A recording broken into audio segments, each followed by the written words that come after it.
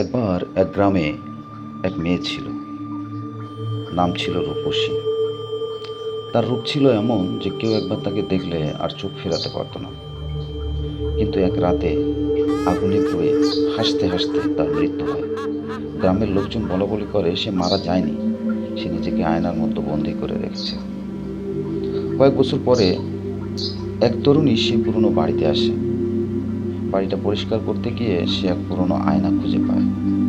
হঠাৎ সে দেখে আয়নার পিছনে দাঁড়িয়ে এক অপূর্ব সুন্দরী মেয়ে, কিন্তু ঘুরে তাকালে আর কেউ নেই। রাতে ঘুমানোর সময় সে শুনতে পায় ফিসফিস করে কেউ বলছে, আমার জায়গা ছেড়ে দাও, তুমি আমার মতো সুন্দরী নাও।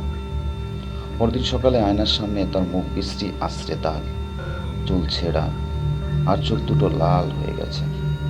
শেষবারের মতো সে দেখে আয়নায় সেই ভয়ঙ্কর সুন্দরী রূপসী হাসছে, আর তার শরীরটাকে ধীরে ধীরে গ্রাস করছে।